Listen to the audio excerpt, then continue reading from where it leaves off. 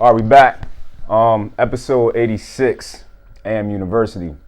I'm your host, Antoine Miller. It's my pleasure to have Riccardo Dale on the show this week. I've known Riccardo, how long I know you now? Probably like 3 years. Yeah, 3 years. 3 years feel like longer, man, because this guy is working. This guy is working. The founder of F.A.M, Free All Minds Academy, based out of, you always started out of Camden, New Jersey, right? We were in Burlington briefly. You started in Burlington? Yeah. Burlington? All right. Moved out to Camden. Yeah, Free All Minds Academy, and it's an amazing program for people that don't understand and is not knowledgeable about what he's doing.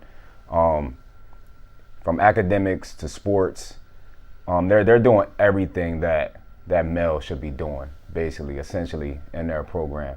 And I'm gonna let him expand on it and let y'all know what's going on. But and also Councilman.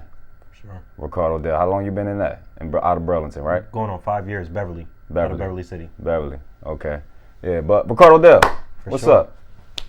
How you living? I'm good. Can't complain. Glad to be here. Yeah. Glad to have you on, man. Long time coming. For sure. Long time coming.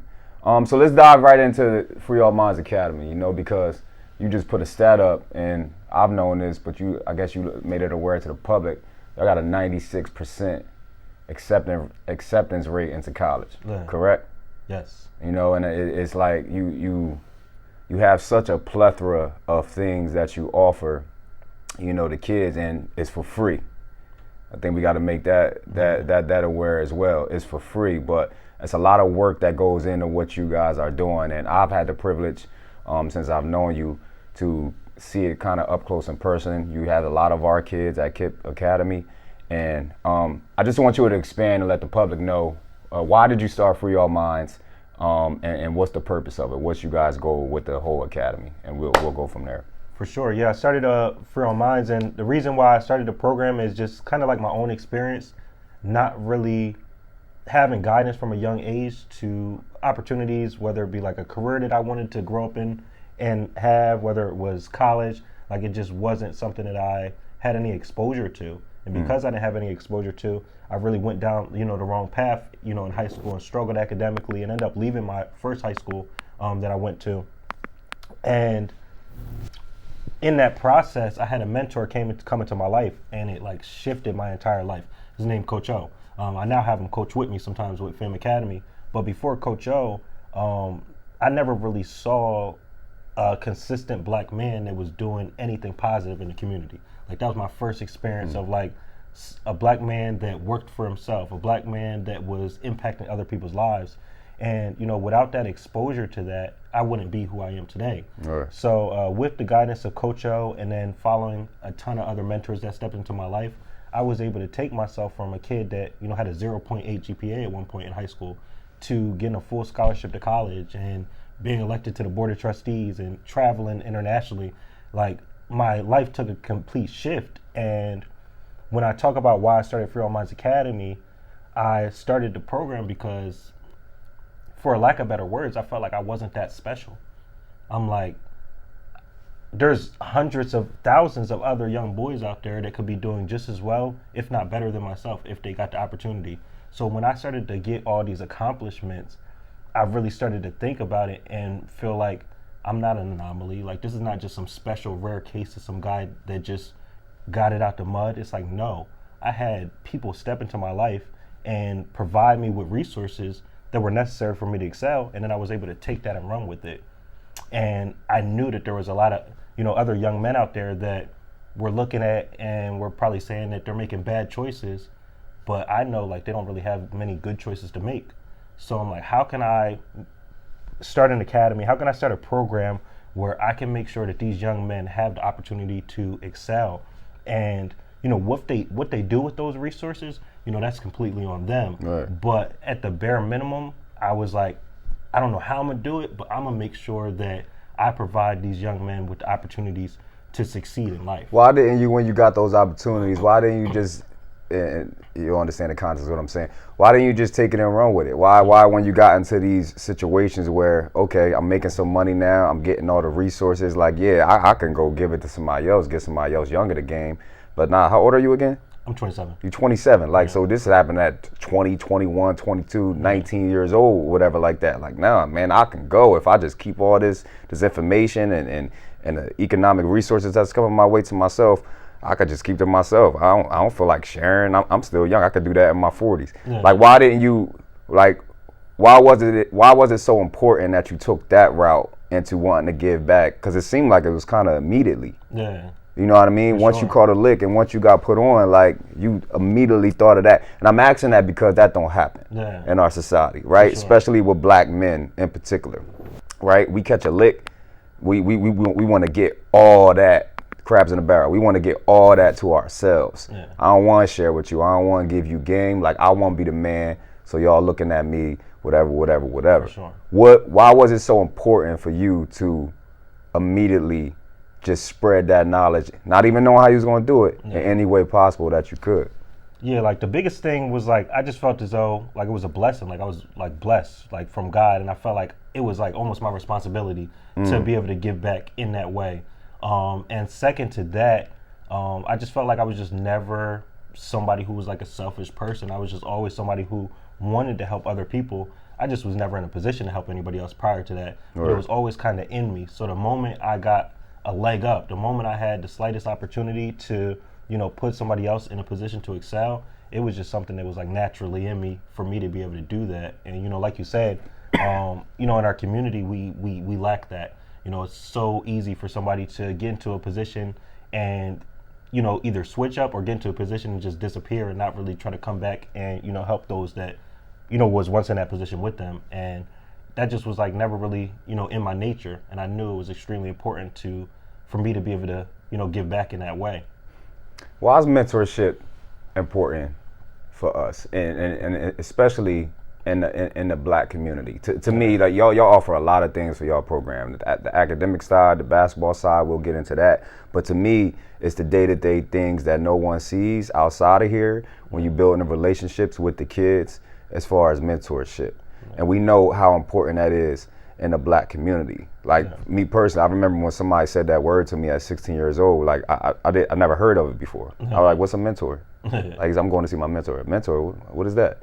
Like, it's so like not a thing for us to have somebody to look up to have somebody to gain knowledge from, et cetera, et cetera, et cetera. Like, at this stage, knowing how the world is going with our young kids, why do you feel like it's such a pivotal moment in time for us to really hone in on that? As, and you're not even older, bro. Like you 27. Like, hone in on that mentorship, especially for the black kids. For sure. I think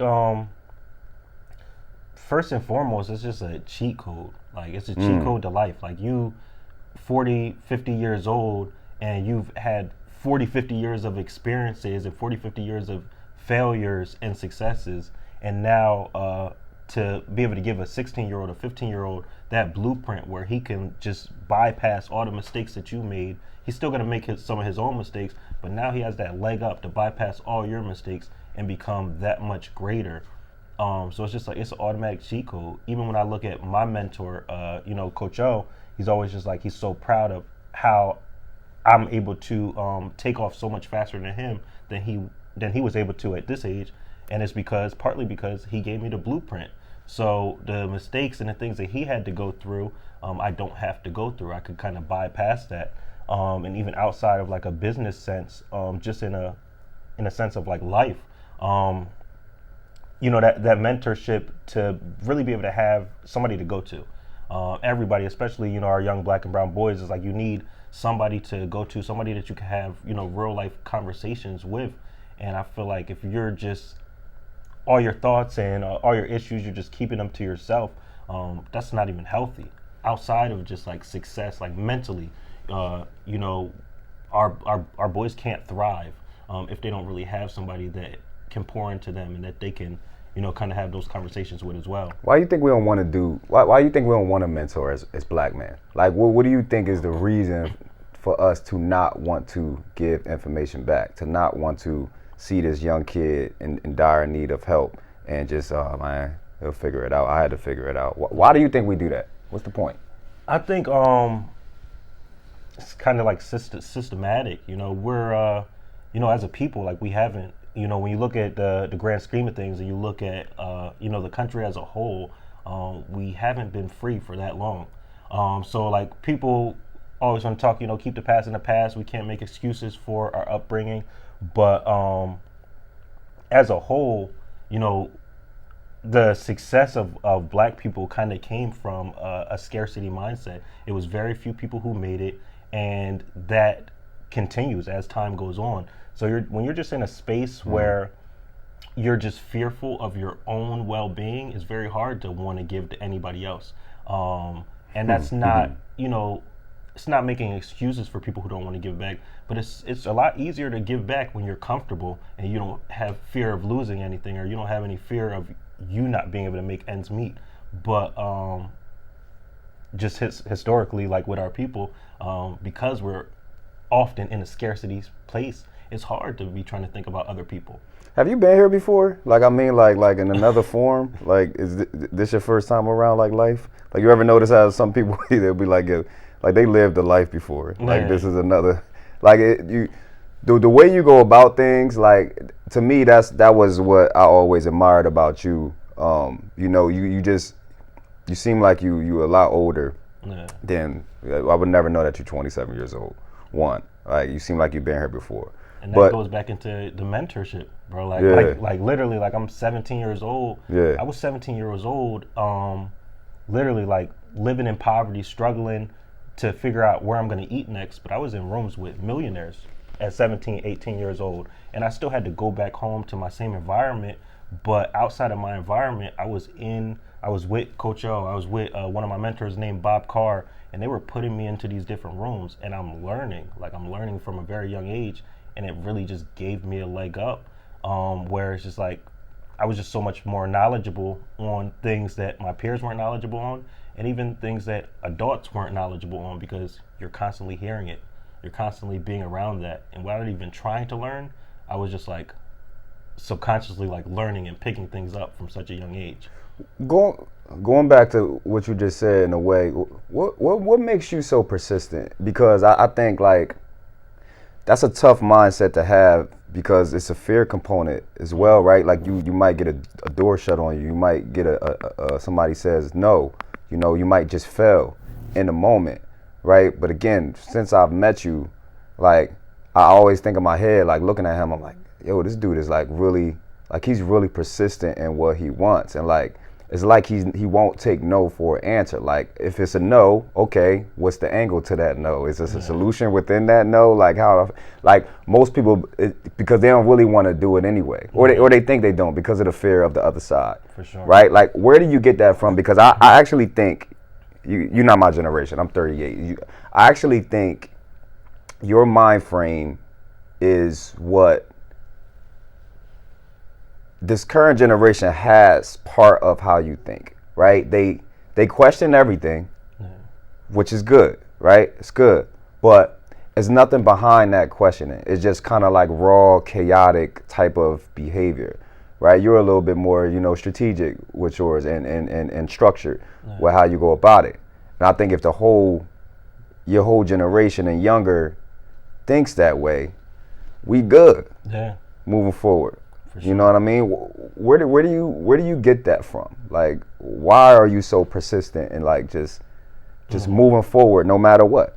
Yeah, for sure.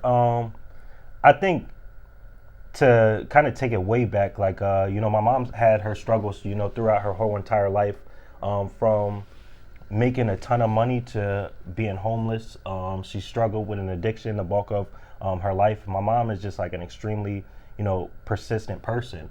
And I think I picked up on that at a very young age. She's just like a figure it out kind of person. She was a hardworking kind of person. It's like doesn't need anybody feeling sorry for her, not feeling sorry for herself. No matter what was going on in her life, she like, I'm gonna figure this out. And she never, raised me to be somebody that like just makes excuses. It's like it was never, oh, like boo-hoo, Riccardo, like you don't got no dad in your life, or oh, we're like, your life is hard, or you got this. It's like, figure it out. Like, yes, you're struggling. Yes, things happen, but figure it out. So just like growing up in that environment and like seeing my mom just like constantly figure things out through everything that like she was struggling with, kind of like placed that within myself. And I think also being in a place where I just almost a gift that I struggled early on, because it's like it can't get any worse than that. Like literally everything can go downhill today, and I'm extremely comfortable losing everything, and I'll be like cooling, like smile on my face. Been there before. What do I got to do next to get back? Because I've been there, and that space is comfortable for me. I say that all the time, like if you get in rooms with, I don't know, people in business suits or something like that, and it's like you see people coming from where we come from, they just get intimidated immediately.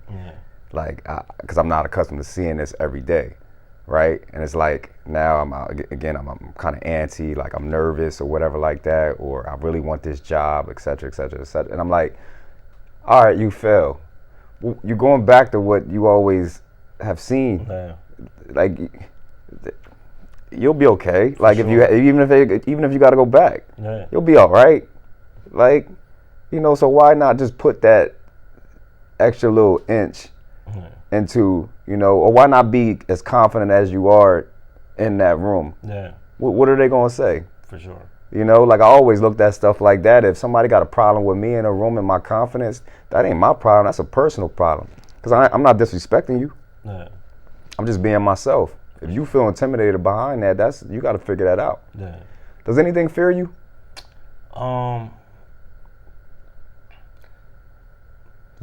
Outside of like losing family members and outside of me not being able to like provide for the people around me, that's the biggest thing. It's like I do fear that. I do think like in the back of your head, I'm human. So in the back of my head, it is like, what if I'm not able to figure it out quick enough to be able to provide for my family, to be able to provide for my mom and my brother and my grandma. Like I, honestly want to be in a position while they're still here to give them everything that they ever wanted. So that's the only thing that has like slight fear. Because if it was just up to me, like, I'm comfortable. I'm good. There's not really much that I need. So it's because you got people around you. There is it's not no about you. In me that's like it's not about just you. If it was just you in your life, you just, it wouldn't be. It wouldn't be too many fears. The biggest fear is like not being able to give my mom and my grandma that life while they're still here.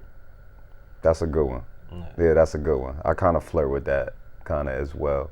I always ask myself all the time, like, what am I afraid of? I can't really think of anything, but if I really, it would probably be something similar. Like, 'cause there's other people involved, So, yeah. So you're a councilman in Beverly. You're a councilman in Beverly, New Jersey. How's that been working out? I feel like it's had its ups and its downs. Politics is a tricky space. It's challenging in any city to really get things done. So, came in thinking, I'm just going to change everything right away, and I'm just going to do it because my charisma and spirit and heart, and it's the right thing to do. But knowing that, like, that's not really how things work. How you been navigating that space? I'm glad you said that.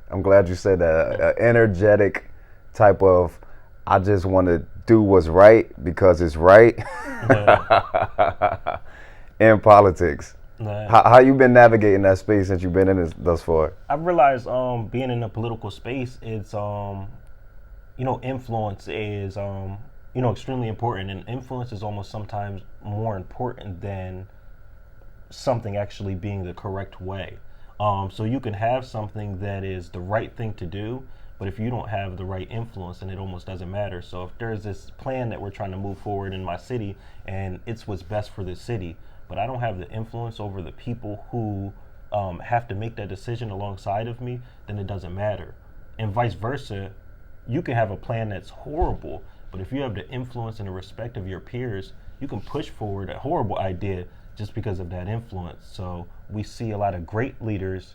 I don't even want to say great leaders, but we see a lot of people who are extremely influential that are horrible people be able to get a ton of stuff done because of the influence and the control they have over, their counterparts. And then you have a lot of people who are amazing people that want to do great work and they can't get it done because they don't know how to influence the people that need to be able to push that forward. So on my council, I'm just one vote. It doesn't matter how great of an idea it is. If the rest of my council members are not on board with whatever I want to do, my vote means nothing because we need to have a majority. So Do you got influence is major. Do you got to compromise yourself in politics? And it don't gotta be you. I'm just saying in general. Do you think so? I see a lot of people compromise themselves in politics, and I haven't reached an extremely high level to know if it's something that everybody has to do. I haven't had to compromise myself, and I've seen people at my level, at the local political level, that haven't had to compromise themselves. And at an extremely high level, that's not something that I'm familiar with. In the back of my mind, I would think like, no, I don't. But I'm also not there to say, whether or not that's a thing. On a national level, how you think about what's been going on with Kamala and Trump, and not even about who you voting for, not even about like the actual who wins type of thing. Everything else, it is some wild times that we living in, man. It's some wild times. It's just like whatever machine is just robotically pushing these things down your throat, and it's like because they say it, we have to believe it. But I'll be looking at some things and like, man, I don't really know about this subject matter or topic that they talking about, but I'm not no dummy either. Like it don't sound correct. But they're confident on there and saying it, and CNN is confident saying it. So it was like, am I supposed to go with this? Like, what do you think about the overall thing? That the shift, president stepping down, other people stepping in, whatever. She's lying, he's lying, everybody's lying, or they're telling. Like, what do you think about the totality of it and like life form? Like, because it doesn't even look like a real reality. What I'm seeing on TV right now. And it's right now, especially like I know like my generation from like late 20s to 18 years old, people are in a space where they're feeling as though my vote doesn't even matter. My vote doesn't matter, and there's nobody to vote for because they're like, both of these options. People are saying both of these options are horrible options, but we're in a space where even if you believe both of these options are horrible options, your vote does still matter, and it's really making this conscious decision. And it sounds crazy, but which one is the lesser of the evil, or which one? Hearing that. Which one is the best case scenario? And I don't think it's I don't think we're gonna have a perfect situation, and I definitely think we could be in a better situation, but we still do hold a level of power by making that decision. We okay. Well, it's like I think we put way too much into this as well, though. Way too much. Like, to me, I don't even think it should ever be a question that we, in my opinion, like that is whatever is the lesser of two evils. Like, to me, that's asking for you to help me, like, in my life, and I need you to lead me the right way, because if you don't like both candidates, I have to pick one or two candidates. To me, that don't make sense. It's like we have to take control back of our life, and that's the problem. And to me, that's why it looks like a cartoon on TV, because they know that. They know we feel that way. And that starts before the election. We're a few days away from the election. The shift has to happen like now for the upcoming election. And that's making sure that we're pushing to get the right people in positions of power. But if you don't have candidates to choose from that you feel like are adequate, then you're going to put yourself in a position where you got to choose from two options that you don't want. But there are ways to push forward people who are, proper candidates, and that comes with supporting your local politicians. That comes with supporting your state politicians, making sure that you're empowering your local governor, your local congressman, because those are the people who are going to eventually be able to go on and run for a president one day.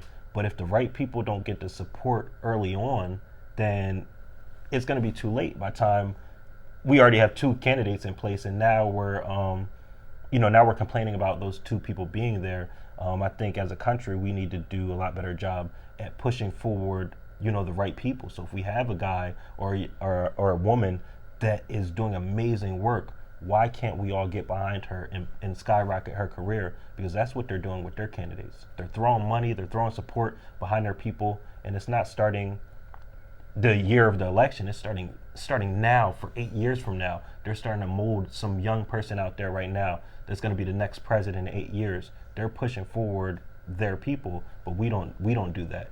I don't like this feeling, Riccardo. I don't like not knowing, bro. No. I don't like not knowing. I don't like not being aware. Like I don't like being left out. I got too many. I shouldn't have this many questions. No. Like in politics, whether it's Democrat, Republican, like laws is getting passed, you don't even know what's happening.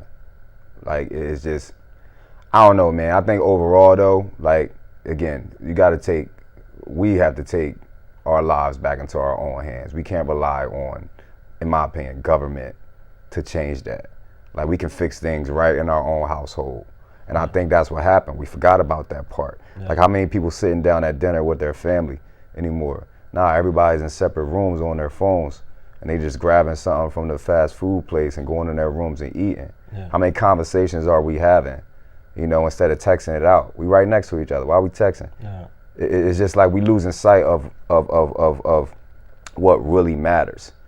You know, like people put so much energy into these elections and government and things like that. Like, damn, if you did that, if you put energy into yourself, like you be good. Like you'd be a millionaire. Like you'd be straight. For sure. But into a whole nother human being, I don't know, man. I think it's a never-ending discussion, but for sure. I'm glad they got somebody like you. I hope you don't, you young, you strong right now. You got a lot of energy, but I hope it don't, give you gray hair sooner than later. Yeah. Man, I'm going to pray for you, bro. Sure. I'm going to pray for you, bro. Let's leave off with this, man. F.A.M. Academy. Like I said, you've came a long way really quickly. But I think you could argue that you came even quicker with your basketball program, the AAU component of F.A.M. Academy. That's been what, 3 years? Yeah. Right? You came a long way in 3 years, man, and it's growing. It's growing by the year pretty rapidly. I like to ask people that is not from Camden, what do they feel about Camden basketball as a whole? Like I always like to get other perspectives of what they see on the outside looking in, because you can ask a Camden person, and Camden people is just, you can't even have a conversation with them. They believe what they believe in, and that's it. Like, right. And I get it, but it's other components as well to that. So being here for the last couple years, you've met a lot of people, you've had conversation with a lot of people, business meetings and things like that. What do you think about this city as a whole, but preferably the basketball part? Yeah, for sure. So Camden in a basketball sense, I've known about Camden for a while just because of like the basketball world. Yeah. So Camden in a basketball sense, when you're talking about South Jersey, obviously, it's a powerhouse. It's a powerhouse in the South Jersey area, in this area in general.